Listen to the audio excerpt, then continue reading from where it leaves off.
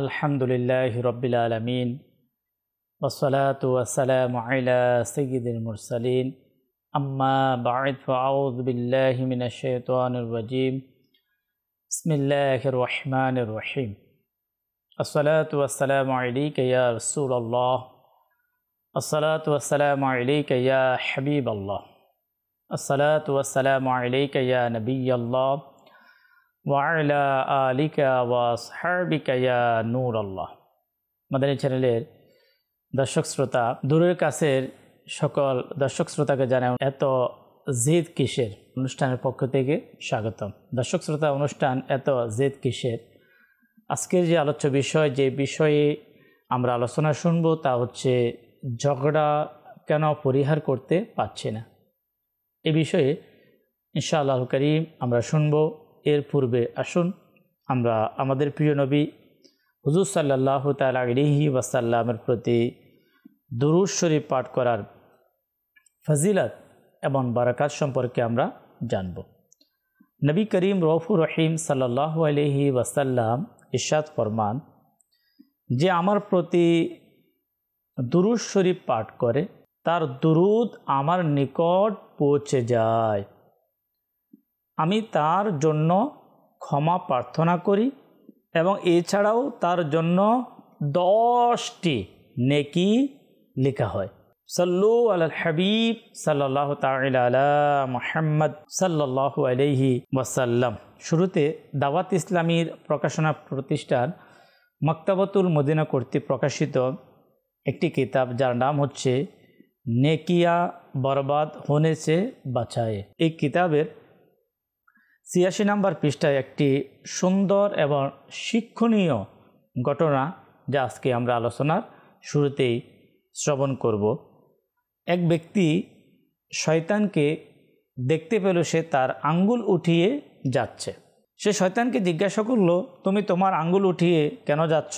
তো শয়তান বলল, আমি আমার আঙ্গুল দ্বারা অনেক বড় বড় কাজ করে থাকি। লোকেরা যে পরস্পর ঝগড়া করে, ফিতনা ফাসাদ করে, তা এই আঙ্গুলেরই খেলা। সে ব্যক্তি আশ্চর্য হয়ে বলল, এটা কিভাবে সম্ভব?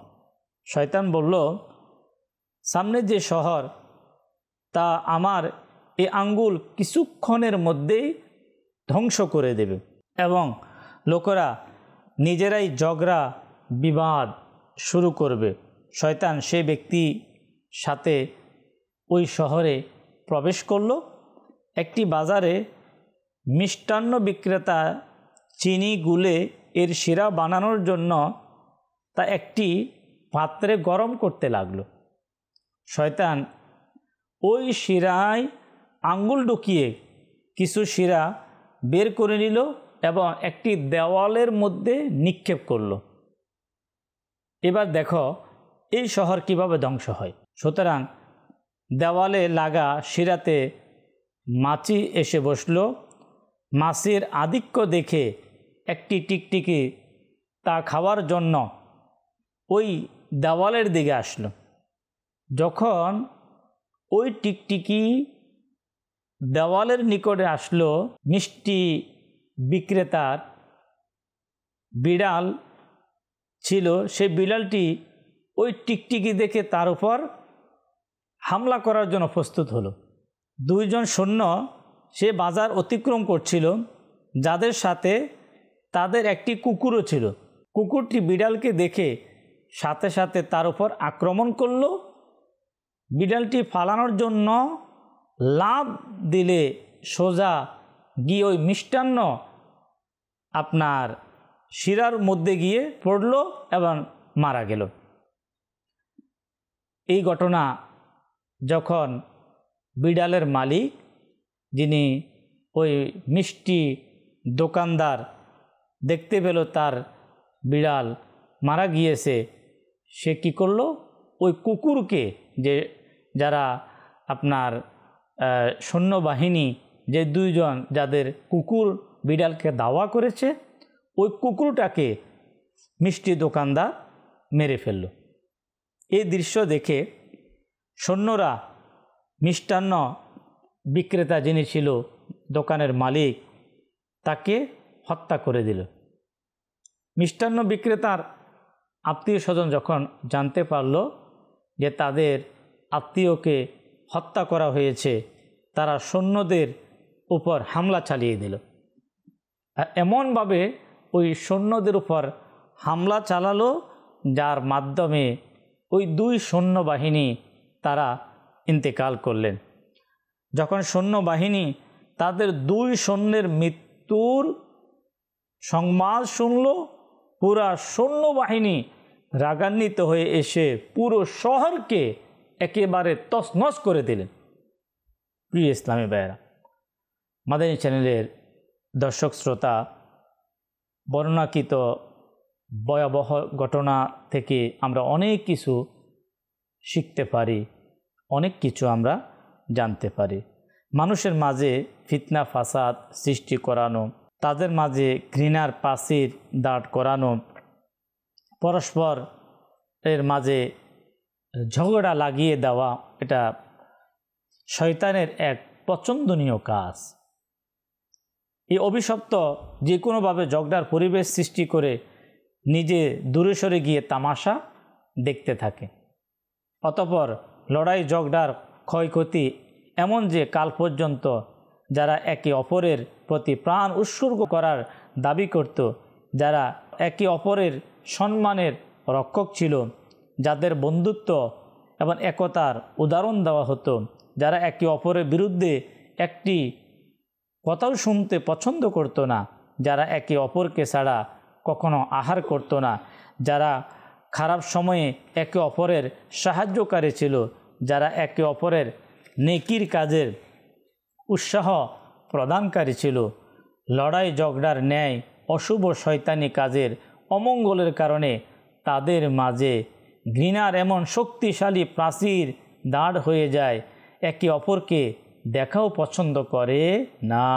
এভাবে বুঝে নিন, যেভাবে আগুন ঘর, ফ্যাক্টরি, কোম্পানি, গুদাম, জঙ্গল, গ্রাম এবং বিভিন্ন জিনিসকে ঘণ্টা বরং নিমিষেই জ্বালিয়ে ধ্বংস করে দেয়, অনুরূপভাবে সুন্দর পরিপাটি দেশ, শহর, পরিবার, সম্প্রদায়, গড় প্রতিষ্ঠান এবং সংগঠনের শান্তি তছনছ করতে ও মনের মাঝে ঘৃণার বীজ বপন করতে লড়াই ঝগড়ার ধ্বংসলীলায় অধিক ভূমিকা রাখে। শয়তানের বিপজ্জনক আক্রমণ থেকে সতর্ক করতেই মহান আল্লাহ রাব্বুল আলামিন আহকামুল হাকিমিন পবিত্র কোরআনুল করিমের 15তম পারা সূরা বনী ইসরাইলের 53 নং আয়াতে আল্লাহ তাবারক ওয়া তাআলা ইরশাদ ফরমান, নিশ্চয় শয়তান তাদের পরস্পরের মধ্যে ফাসাদ সৃষ্টি করে দেয়। নিশ্চয় শয়তান মানুষের প্রকাশ্য শত্রু।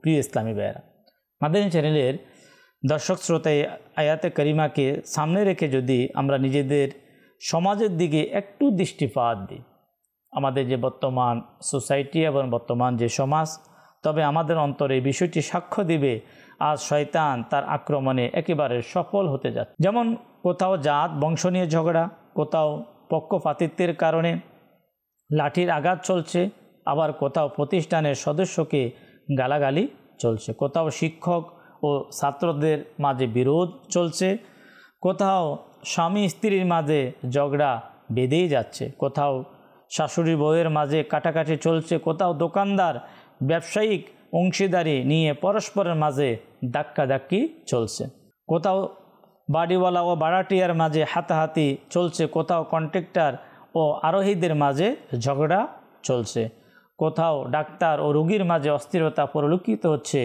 কোথাও ঠিকাদার ও শ্রমিকের মাঝে বাক বিতণ্ড চলছে, কোথাও প্রতিবেশীরা একে অপরের রক্ত পিপাসু হচ্ছে, আবার কোথাও আত্মীয় স্বজনের মাঝে গৃহযুদ্ধের প্রভাব চলছে, কোথাও ইমাম ও মুক্তাদির মাঝে দূরত্ব বৃদ্ধি পাচ্ছে, কোথাও মসজিদ কমিটি ও নামাজিরা পরস্পর হিংসা বিদ্বেষে লিপ্ত হচ্ছে, অনেক দিনের বন্ধুত্বের পাটল ধরছে, কোথাও পুরো ঘর যুদ্ধের ময়দানে পরিণত হচ্ছে। যদি আমরা কোরআনী বিধানের প্রতি লক্ষ্য রাখতাম, যদি আমরা আমাদের বুজুর্গানে দিন রহিমাহুল্লাহুল মুবিন এর নসিহতের মাদানে ফুল কুড়াতাম, যদি আমরা উলামায়ে হকদের আঁচলে সম্পৃক্ত হতাম, যদি আমরা ঝগড়া বিবাদের ধ্বংসলীলার প্রতি সজাগ দৃষ্টি রাখতাম, তবে আজ আমাদের সমাজও শান্তি ও নিরাপত্তার নিট হয়ে যেত। লড়াই ঝগড়ার ধ্বংসলীলা সম্মিলিত প্রিয় নবী সাল্লাল্লাহু আলাইহি ওয়াসাল্লামের কয়েকটি হাদিসে মোবারকা আমরা শ্রবণ করব, যাতে আমরা এই লড়াই ঝগড়ার এই ভয়াবহ মহামারী থেকে, বিপদ থেকে আমাদের ঘরকে, আমাদের পরিবারকে, আমাদের সমাজকে, আমাদের রাষ্ট্রকে, আমাদের স্কুলকে, আমাদের প্রতিটা কাজকে আমরা ধ্বংস থেকে বাঁচিয়ে আল্লাহ পাকের রহমতের আশা আমরা করতে পারি। তাই আসুন না, প্রিয় নবী সাল্লাল্লাহু আলাইহি ওয়াসাল্লাম যে লড়াই এবং ঝগড়া, এটা ইসলামে কত বড় এক অপছন্দনীয় কাজ এবং কত বড় ক্ষতিকর, কত বড় মারাত্মক কাজ, যে যার কারণে আজকে প্রতিটা জায়গায় মানুষ শান্তি হারিয়ে ফেলেছে। এই কাজ থেকে যাতে আমরা বাঁচতে পারি, তাই প্রিয় নবী সাল্লাল্লাহু আলাইহি ওয়াসাল্লাম হাদিসে পাকের মধ্যে তাগিদ ইরশাদ করেছেন। নবী করিম সাল্লাল্লাহু তাআলা আলাইহি ওয়াসাল্লামের হাদিসে মোবারকা বুখারী শরীফের 2য় খণ্ড পৃষ্ঠা নাম্বার 193, হাদিস নাম্বার 2457। প্রিয় নবী সাল্লাল্লাহু আলাইহি ওয়াসাল্লাম ইরশাদ ফরমান, আল্লাহ তাআলার নিকট সবচেয়ে অপছন্দনীয় ব্যক্তি সে যে অনেক বেশি ঝগড়াতে, যে সবচেয়ে বেশি ঝগড়া করে, ওই লোক আল্লাহ তাবারক ওয়া তাআলার কাছে সবচেয়ে বেশি অপছন্দনীয়। 2 নম্বর হাদিস শরীফ, প্রিয় নবী সাল্লাল্লাহু আলাইহি ওয়াসাল্লাম ইরশাদ ফরমান, যে ব্যক্তি অহেতুক ঝগড়া করে সে সর্বদা আল্লাহ তাআলার অসন্তুষ্টিতে থাকে, এমনকি তাকে ছেড়ে দেওয়া হয়। মহান আল্লাহ তাবারক ওয়া তাআলা যাকে বাদ দিয়ে দিবে, যাকে ছেড়ে দিবে, তার জন্য ধ্বংস অনিবার্য। নবী করিম সাল্লাল্লাহু আলাইহি ওয়াসাল্লামের আরেকটি হাদিসে মোবারকা তিরমিজি কিতাবুত তাফসির 5ম খণ্ড পৃষ্ঠা নাম্বার 170, হাদিস নাম্বার 3264। নবী করিম সাল্লাল্লাহু আলাইহি ওয়াসাল্লামের ইরশাদ ফরমান, কোন সম্প্রদায় ঝগড়া করার বদ অভ্যাস ছাড়া অন্য কোনো কারণে হেদায়েত প্রাপ্ত হওয়ার পর পথভ্রষ্ট হয়নি। মানে এটা এমন একটি কাজ যে তারাই পথভ্রষ্ট হয়েছে হেদায়েত পাওয়ার পরে। যাদের মধ্যে বদ অভ্যাস ছিল ঝগড়া, এমন ব্যক্তি হেদায়েত তো পেয়ে যায়, পাওয়ার পরে আবার ওই ব্যক্তি পথভ্রষ্ট হওয়ার সম্ভাবনা আছে, যার মধ্যে ঝগড়া করার মন মানসিকতা বিদ্যমান আছে। নবী করিম সাল্লাল্লাহু আলাইহি ওয়াসাল্লাম আর ইরশাদ ফরমান, বান্দা ঈমানের হাকিকতে ততক্ষণ পরিপূর্ণতা পর্যন্ত পৌঁছতে পারবে না যতক্ষণ সে সত্যের উপর প্রতিষ্ঠিত হওয়ার সত্ত্বেও ঝগড়া করা থেকে বিরত থাকবে না। ঈমানের পরিপূর্ণতা, যে যাকে কিতাবের ভাষায় বলা হয় মুমিনে কামিল, মুমিন আবার মুমিনে কামিল, পরিপূর্ণ যে ঈমানের যে বিষয়টা, ততক্ষণ পর্যন্ত কোনো ব্যক্তি বুঝতে পারবে না যে সত্যের উপর থাকার পরও সে যদি ঝগড়া পরিহার করা না হয়। প্রিয় ইসলামী ভাইয়েরা, মাদানী চ্যানেলের দর্শক শ্রোতা, বর্ণনাকৃত হাদিসে মোবারকা থেকে জানা গেল ঝগড়া এমন একটি বিষয় ব্যক্তিকে আল্লাহ তাবারক ওয়া তাআলা পছন্দ করে না। ঝগড়াতে ব্যক্তি আল্লাহ তাআলার অসন্তুষ্টি অর্জন করে নেয়। ঝগড়া পথভ্রষ্টতার অতল গহ্বরে মানুষকে নিক্ষেপ করে দেয়।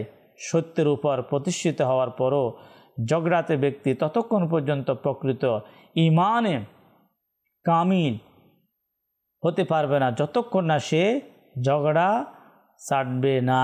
লড়াই ঝগড়া এতই খারাপ, এই বিষয়ে প্রিয় ইসলামী ভাইয়েরা, মাদানী চ্যানেলের দর্শক শ্রোতা, যুগে যুগে আল্লাহ পাকের নেক বান্দা, সলফে সালেহিন, আউলিয়ে কামিলিন এর ধ্বংসলীলা বয়ান করেছেন। প্রতিটা সময়ে আল্লাহ রাব্বুল আলামিন এই পৃথিবীর জমিনে মানুষের হেদায়েতের জন্য, মানুষকে ইহদিনা সিরাতাল মুস্তাকিম এর পথ দেখানোর জন্য মহান আল্লাহ তাবারক ওয়া তাআলা তার যে সকল নেক বান্দাকে পৃথিবীতে পাঠিয়েছেন তারা মানুষকে সব সময় নসিহত করেছেন, উপদেশ দিয়েছেন। এ ধরনের কিছু আউলিয়ে কামিলিন সলফে সালেহিনদের বাণী আসুন প্রিয় ইসলামী ভাইয়েরা, মাদানী চ্যানেলের দর্শক শ্রোতা, আমরা শুনব যাতে এই বদ অভ্যাস আমরা পরিহার করতে পারি। কেননা মানুষ কথায় কথায় ঝগড়ার মধ্যে লেগে যায়, ছোট্ট বিষয়ে সেটাকে বড় হতে হতে অনেক বড় ঝগড়ায় পরিণত হয়ে যায়, সম্পর্ক ছিন্ন হয়ে যায়, মারামারি হয়ে যায়, অনেক কিছু হয়ে যায়। আল্লাহ তাবারক ওয়া তাআলা আমাদেরকে বোঝার এবং বুজুর্গানের দিন আউলিয়ে কামিলিনের বাণীগুলো হৃদয়ের কান দ্বারা আল্লাহ আমাদেরকে শোনার মতো, আমল করার মতো তৌফিক দান করুক। হযরতে সাইয়েদনা ইমাম ইবনে হাজার মক্কি রাহিমাতুল্লাহি তাআলা আলাইহি বলেন, ঝগড়া যদিও সত্যের জন্য হয় তবুও তা অসংখ্য নাজায়েজ কাজে লিপ্ত করে দেয়। ছোট অপবাদ হলো ঝগড়াটে ব্যক্তি নামাজরত অবস্থায় থাকলেও তার মন ঝগড়ায় মগ্ন থাকে। হযরতে সৈয়দনা ওমর বিন আব্দুল আজিজ রাদিয়াল্লাহু তাআলা আনহু বলেন, যে নিজের দিনকে ঝগড়ার জন্য নিশানা বানায় সে সর্বদা পরিবর্তন হতে থাকে। হযরতে সৈয়দনা ইমাম মালিক বিন আনাস রাহিমাতুল্লাহি তাআলা আলাইহি বলেন, ঝগড়ার সাথে দ্বীনের কোনো সম্পর্ক নেই। তিনি এটাও বলেন, ঝগড়া অন্তরকে পাষাণ করে দেয় এবং বিদ্বেষ সৃষ্টি করে। হযরতে সৈয়দনা লোকমান হাকিম রাদিয়াল্লাহু তাআলা আনহু তার সন্তানকে বললেন, আলিমদের সাথে ঝগড়া করো না, নয়তো তাদের অন্তর তোমার প্রতি ঘৃণা সৃষ্টি হয়ে যাবে।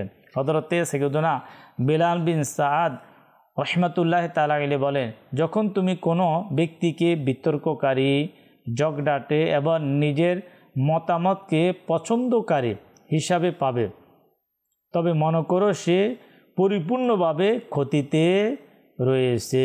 হযরতে সৈয়দনা আব্দুর রহমান বিন আবু ইয়ালা রাহমাতুল্লাহি তাআলা আলাইহি বলেন, আমি আমার সাথীর সাথে ঝগড়া করি না, কেননা হয়তো আমি তাকে মিথ্যা প্রতিপন্ন করব অথবা রাগান্বিত করব।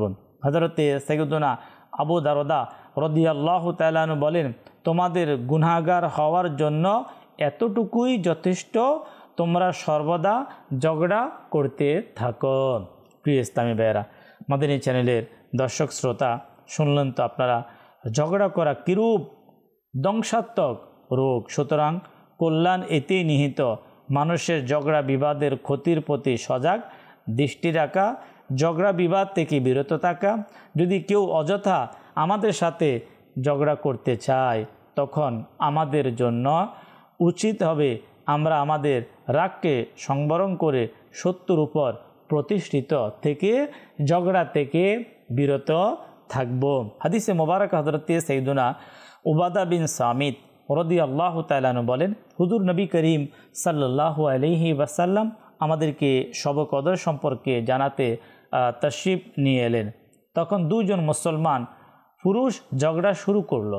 হুজুর সাল্লাল্লাহু আলাইহি ওয়াসাল্লাম ইরশাদ করলেন, আমি তোমাদেরকে শব কদর সম্পর্কে জানাতে এসেছি, কিন্তু অমুক এবং অমুক ঝগড়া শুরু করে দেয়। তখন শবে কদরকে নির্দিষ্ট তারিখে উঠিয়ে নেওয়া হয়।